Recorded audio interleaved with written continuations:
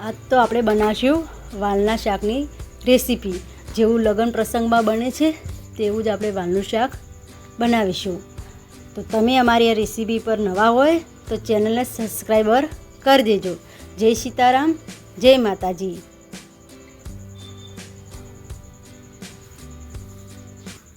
તો તે માટે છે ને મેં થોડી આંબલી લઈ લીધી હતી,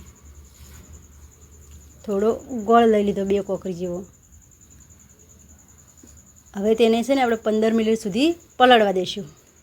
હવે આપણે વાલ લઈ લીધા, જે મેં ગરમ પાણીમાં 3-4 કલાક પલાળીને રાખ્યા હતા। હવે વાલને આપણે સારી રીતે ધોઈને બીજા પાણીથી અંદર જે પાણી હતું તે અંદર એડ કરી દઈશું। તો આપણે કુકરમાં તે વાલ મેં લઈ લીધા હતા। હવે એમાં થોડું આપણે મીઠું એડ કરીશું, થોડું તેલ એડ કરીશું આપણે જે ઉભરાય નહીં તે માટે। હવે આપણે તેને પણ ચમચીની મદદ સારું રીતે મિક્સ કરી દઈશું। હવે આપણે ઢક્કન ઢાંકીને આપણે ગેસ ઉપર 3 સીટી મીડિયમ ગેસ ઉપર થવા દઈશું। તે માટે આપણે એક ટામેટું લીધું હતું, જગમાં ટામેટું આપણે પીસીને તૈયાર કરી દીધું। હવે આપણે આંબલી હતી તે સારી રીતે પલળી છે, તેને ઓગાળીને આવી હાથની મદદથી ઓગાળીને આપણે એક ગળણીની મદદથી ગળી લેશું। તો આપણી જો આંબલી સરસ રીતે ગળીને તૈયાર થઈ જતી। હવે જોઈ લઈએ તો આપણા વાલ બફાઈને તૈયાર થઈ જશે કે નહીં। તો જો આપણા વાલ સરસ બફાઈને તૈયાર થઈ જતા। આપણે 3 સીટી જ વગાડવાની છે, 3 સીટીમાં આપણા વાલ સરસ। તો જો આપણે કઢાઈ લઈ લીધી હતી, કઢાઈમાં આપણે 2 ચમચી તેલ વેડીશું। 2 મોટી ચમચી તેલ વેડવાનું છે આપણે। આપણું તેલ ગરમ થઈ જાય, એમાં થોડી હિંગ એડ કરીશું, થોડી લસણની ચટણી જે બનાવી તે અંદર એડ કરીશું। તેને ચમચાની મદદથી સારી રીતે મિક્સ કરી દેવું તેલમાં। આપણે તેલ છે ને ચટણીને મીડિયમ તેલમાં જ તળવાની છે, ગરમ બહુ થવા દેવાનું નથી।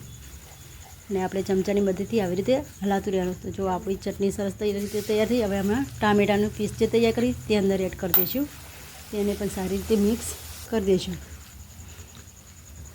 આપણે એને છે ને ધીમે ધીમે હલાતા જ રહીશું દાજેની તે માટે।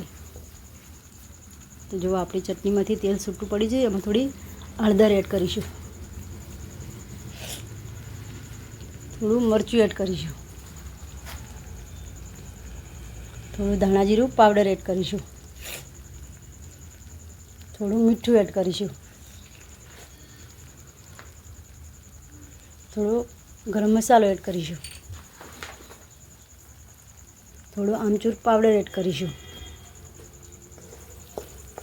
તેને પણ સારી રીતે મિક્સ કરી દઈશું।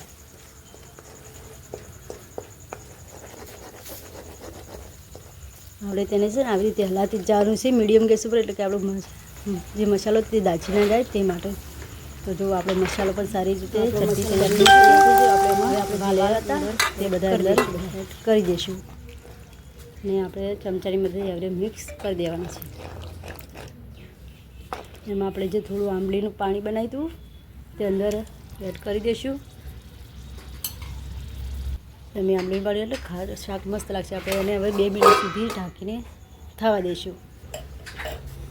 તો જો આપણી 2 મિનિટ થઈ જતી તો આપણું શાક સરસ બનીને તૈયાર। એમાં જે લીલા ધાણા કટિંગ કર્યા હતા તે એડ કરી દઈશું। તમે એકવાર આવું શાક ઘરે બનાવશો તો જેવું લગ્ન પ્રસંગમાં બને તેવું જ શાક બનશે।